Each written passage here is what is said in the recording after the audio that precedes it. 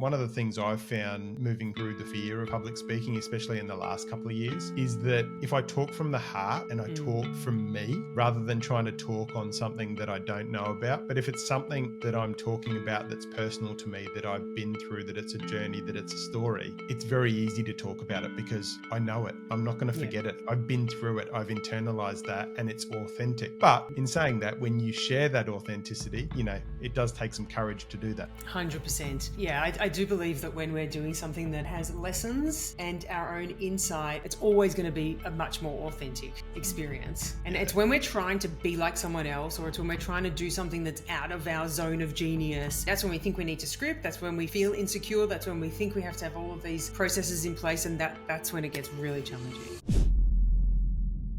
And presentation skills are very much, and I suppose public speaking is very critical to the success in someone's career, in kind of pitching a product, in pitching an organization, pitching an idea. But only about 38%, I think, actually feel confident speaking in front of others. We have a lot of fears, and unfortunately, our fears that we feel so intense that we think that we're the only ones experiencing them. So, and because they feel so heavy in our mind, we will look at someone else and we'll go, oh my gosh, it's easy for them. Or why can they get up and present and they don't have what I have? So we have this comparisonitis, which really doesn't serve us because we have no idea what's going on inside someone else's mind or what they've actually had to go through before it's come time to present. And I can tell you, I've worked with people at all levels of their careers, all industries. We all face the same fears. They just show up for us in different ways and to different degrees. So to see it from my side, where I'm training so many different types of people, it's a real neutralizer because we've all got it. It's just, how does it show up and how do we actually manage it? And there's an expectation that just because we're talking every day, we should be able to just get up and present. So it's not something that's trained enough. It's not something that's taught enough, but there is a heavy expectation in most roles. Well, just get up to present because you talk so you can express in every single scenario. So I think we need to be much kinder to ourselves and understand that it is totally a skill set and nerves are normal.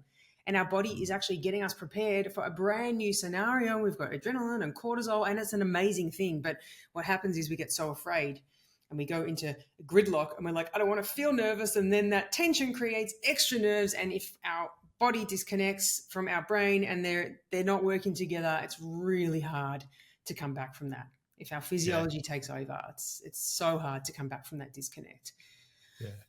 What are some of the things that you do or you did or you may still do in regards to, getting ready and getting prepared mentally for standing up on stage or, delivering a keynote?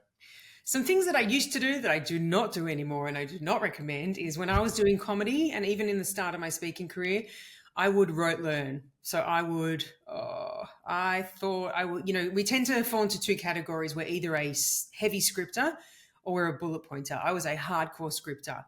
So I would learn and memorize every single word because to me that felt like a safety blanket and it felt like a security, tool and approach. But it's actually a real trap because if we forget one word, the entire thing unravels and then we've just got no idea where to go and we're trying to find our way. But if we feel nerves, then there's that disconnect. So that is something that I used to do and do not do anymore and do not recommend at all.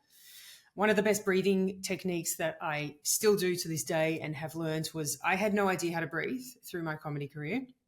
And for the first 5 years, I legitimately thought, oh yeah, you just breathe in and breathe out and breathe in and breathe out. And I would get so dizzy. And like after each Melbourne International Comedy Festival, I would get like the flu for a week. And I think that, that was totally normal, but it wasn't. I just wasn't managing my physiology correctly. And I tried so many different modalities to try to work out how do I take better care of my body while I'm going through these high energetic bursts.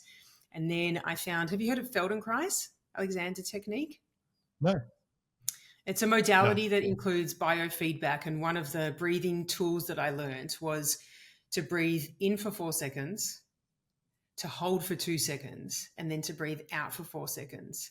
And the reason for me that has become so powerful is because if we're focused on counting, we can't also be in any kind of anxious or worrisome loop. So it totally brings us into the present moment.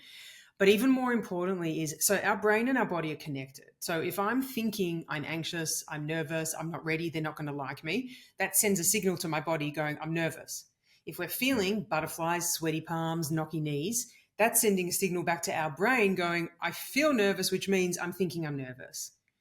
So when we're doing this counting, it's actually our brain telling our body, I'm in control of this. So it's actually a really powerful way to disrupt this self-sabotaging cycle that we can so easily get wrapped up in. So I'm always doing 424, 424, 424. And the coolest part is that no one can see how you're breathing. So no one's ever going to go, oh my God, Steve, are you doing the 424? I can't believe it. How dare you? So it's a powerful, powerful technique. Especially when, you don't necessarily have anywhere near you that you can actually move, which leads me to my next tip and tool that I always do is dance and sing. So when we're getting ready to present or, do comedy or whatever it is, we've got extra hormones flooding through our system, adrenaline and cortisol. And the reason why people shake, the reason why we will, choke over our words, the reason why people pace or the sweating, it's because we've got all this extra energy. So if we're not managing it, it's got to come out in a way that we are not intending it to come out. So we want to exercise it and manage it so that we're in the perfect state. And dancing and singing is the best way because we're warming up our vocals and we're actually moving our body. And if it's a song that we love, we are dancing and singing. It's taking us out of the anxiety mindset and into just a space where our vibe is so high. So those are a couple of the tools that, I absolutely love. Yeah, perfect. And have you got a disaster story of where things just didn't go right? Ooh, I had a disaster date. Do I have a disaster story? I definitely. Oh yeah, well, one of my first stand-up comedy sets. I was at New York Comedy Club. I did quite a lot of stand-up in the States because that was a big dream. And it was my first one, 5 minutes, New York Comedy Club, was rote learning everything, which, as I said, not a good plan. I had bullet points for my jokes, like one keyword written on my palm just in case I forgot. I get up there, I say my first joke, and then complete emotional block. And I'm standing there completely like sweating, staring like a deer in headlights. I'm like, I've got 4 minutes left. I couldn't remember anything, couldn't remember my name, couldn't remember any joke I'd ever written, nothing. I look down at my hand, it's a giant smudge mark because I was sweating so hard. And I'm like, oh my God, what do I do? And I was like complete, like the level of panic, I can still feel it now. It's still so real. So there was a table where one of my friends was at, and I just sort of like looked around the room, locked eyes with her, took a breath, and then eventually it came back. So yeah, that was very, very scary. And also probably when I stopped rote learning. Yeah, it's interesting. Some of the public speaking I've done, it's interesting. You think you need to script everything. And I love the point that you make not to, because you do. Because if you miss something, then you'll go, oh, what do I say? Hang on. And then you just completely unravel, right? As you said. I think the key thing for me is one of the things I've found moving through the fear of public speaking, especially in the last couple of years, is that if I talk from the heart and I talk from me rather than trying to talk on something that I don't know about, but if it's something that I'm talking about that's personal to me, that I've been through, that it's a journey, that it's a story, it's very easy to talk about it because I know it. I'm not going to forget it. I've been through it. I've internalized that and it's authentic. But in saying that, when you share that authenticity, it does take some courage to do that. 100%. I think, I do believe that when we're doing something that has lessons and our own insight, it's always going to be a much more authentic experience. And it's when we're trying to be like someone else, or it's when we're trying to do something that's out of our zone of genius, that's when we think we need to script. That's when we feel insecure. That's when we think we have to have all of these, processes in place. And that's when it gets really challenging. Yeah. Now, I want to talk to you about magic because obviously comedian and magician. Yes, I very unexpectedly became a magician and a mentalist 5 years ago. I think it was 5 years ago now. Yeah. So what a great year. What a great year it was. Well, it's actually because of that year. It is because we had many many lockdown experiences in Melbourne, and I was, I believe, 38 at the time. No kids, covered everything in my apartment in glitter, glue, and sparkles. And I literally maxed out my crafting capacity. Like everything was covered as far as the eye could see. And I was doing a training with my favorite teacher, and the challenge was try something new and be a beginner. And I was like, what else can I do? I've already tried absolutely everything. I couldn't even think of another creative thing to do. So I just went onto YouTube and I just typed in kids, magic, learn. And I learned how to make a crayon disappear, and I fell in love. I just fell so hard and just, head over heels, and the sense of awe and the sense of wonder and the sense of intrigue and the way that it allowed me to get so immersed in the joy of the experience. I was able to disconnect from everything that was happening around us and just be so present in the moment. And I was like, this is too good. This isn't something that's just reserved for kids. This is magical, literally, in terms of what it awakens within us and the ability to reconnect us to our spirit, our inner child, and that playful part of us. So I was like, I need to take this into corporate, because as adults, we need to have more fun, which comes back to your first question. Do we take life too seriously? Every single thing that I've done completely sort of, accidentally or by design, depending on how you look at it, is all geared around how do we have more fun? How do we bring laughter into every experience? And how do we bring joy into every experience? And in the process, we learn more and we're more immersed. And I think these days we are a lot more experiential, right? So I think in education, experiences and kind of telling, like when it gets from a kid's perspective, you kind of showing them how things work and they learn more, right? And I think in the corporate world, it's exactly the same. People, have seen a lot of people that have been to seminars or keynotes, right? Or are listening to a coach or a speaker, up there. A lot of the time they come in with a preconceived, oh God, this person's just going to talk and they're just going to try and tell us all this information, right?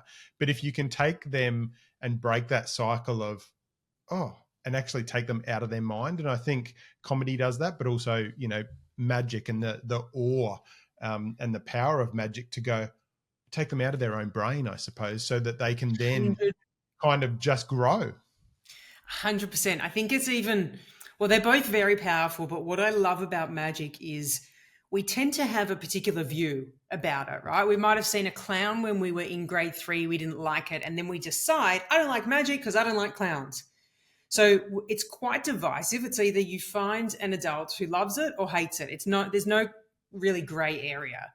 And so what I love is that in that exact moment after a mentalism or a magic effect, in that wow moment, everyone becomes present. So we all are in this exact same experience where we just have this moment of, oh my God, what just happened? And then we either default to right brain or left brain. We either go, oh my gosh, that was amazing. How did you do it? I don't need to know how. I'm just going to stay in this space of wonder. Or we go left brain, which is do it again. I need to know how. I need to assess exactly what you did. But there's always that instant moment after where everyone has this shared experience of complete presence. And so no matter how left brainy we are, no matter how much we need to analyze, we all share that exact experience, which is, I think, one of the most powerful things about magic and mentalism. And you've always got that person in the crowd that, sits there and goes, I know how you did that. Great. I know. Oh my God. I know. Oh, always. Oh, do you know who knows the most? Kids. Yeah. Because I do some school presentations as well. And there are some effects that I will get past adults, and kids are too smart. Too smart. They'll be like, I know, but they will say, I know how you did that. Or they'll stand up. There was this one student that stood up and he goes, that wasn't real. That was fake. And he just blurts out, this is how you did it. And I was like, oh my gosh. So many adults have just experienced it and you just called it out. So yeah, be very careful. If you choose to do magic around children, they are honest and smart and savvy. Whew. Yeah. But yes, there are always adults that are like, I know how you did that. And sometimes they're close. Sometimes they are so far away, and it just gives me so much joy to say, keep guessing, keep guessing, keep guessing. Yeah. Yeah. No, sounds good. Now, you had a good introduction prior to the comedy and magician and doing magic and being a magician, as well as part of your keynote and your speaking and your coaching. You did journalism and you were a content producer as well? Yeah, so I worked at the Herald Sun. I did my cadetship at the Herald Sun many, many moons ago, which was amazing because I love doing a lot of different things. And when I was there, we did different rotations in different departments. So I got to experience features department, police rounds, a little bit of sports, like general news desk. There was so much MX. Do you remember MX? Oh, yes. Yeah, yeah, Yeah, yeah. MX was so fun. So yeah, it was a really cool experience, especially like, moving into the journalism space. I actually went there not knowing if I wanted to be a photographer or a journalist. And so I did work experience in both departments, and then I was just like tiny little bit swayed me towards journalism. But yeah, it was fun and a really good grounding because it was like that chunk of time that I was there. I think I experienced more than I'd experienced in, insert chunk of time here. Like it was wild. The jobs that we went to. It was Yeah. crazy. And what surprised you the most around journalism going into that? I think what surprised me the most was a lot of people have a perception that if you work at a tabloid, it's all lies. Whereas internally, there is such a high ethical level of having to get everything factual and correct. And I think that is really, and I still see it today. It's like someone will go, oh, tabloid, they lie. But when you're actually a journalist inside it, has to be the facts and it has to be the truth. So I think that's a really, interesting observation. And I think when it comes to journalism, when it comes to, social media, when it comes to shows on TV now, there's very much, it's all about eyes and ears and the numbers, right? And some of the things that are shown on TV, shown in the media, the bait headlines and everything like that now, sometimes you can click on a headline and then you read the whole article and it has nothing to do with the headline, right? They're just focusing on getting as many clicks so that they can show their sponsors that they can, they've got more eyes on their website, or, their newspapers read more, or their TV shows got such a viewership that they can kind of feed it that way. But for me, I kind of see it these days that some of the stories that should be told that would be more positive in our world aren't, because from a society perspective, we don't actually put importance around good stories. We put importance around the fear and the bad news stories. Yeah. I think the media feels very different these days than when I was there. Like I was there at a very good time because I was literally there when I remember the online department was introduced. So I was there when it was still old school, printed, the old way of doing things. And I remember at the time I was like, ooh, online, what's that for? Who's going to do that? And then the journalists were being taught they have to do 2 versions of copy. So I'm happy that I experienced it before it got crazy, because I feel like that made the churn and burn of all platforms of journalism across the board like much more chaotic. Yep. Yeah. But to your point, we always need a good news story. The amount of stories I did about dogs and cats, massive. And fluffy, funny animals. Going through comedy, magic, a lot of fun, a lot of laughter. If we look at some of the things in life, and, on this podcast, I kind of invite people to share their stories and insights and those kind of things. I suppose if we look at people like Robin Williams and we look at Jim Carrey and some of the insights that they've put in the past, and they come out and talk, obviously, some of the struggles that people have been through. Obviously, we all have stories. Oh, I think legitimately, like, humor was the therapy. Yep. So it's like, even now, if something stresses me out, I'll turn it into a joke. My comedy lens is so strong that I don't go too deep. And it's like water off a duck's back. So it's almost learning that has actually stopped me from going too deep into anything that would be crazy uncomfortable. Yep. So when I said it was a therapeutic tool, it really has been in every single way, shape, and form. Yeah. So it's a constant therapy. 100%. 100%. Because as I said, it gives you that space to not be so immersed in whatever experience I've just had, and to have that lens of going, aha. So in the moment you can find that comedic insight, it's like, I don't need to take that on.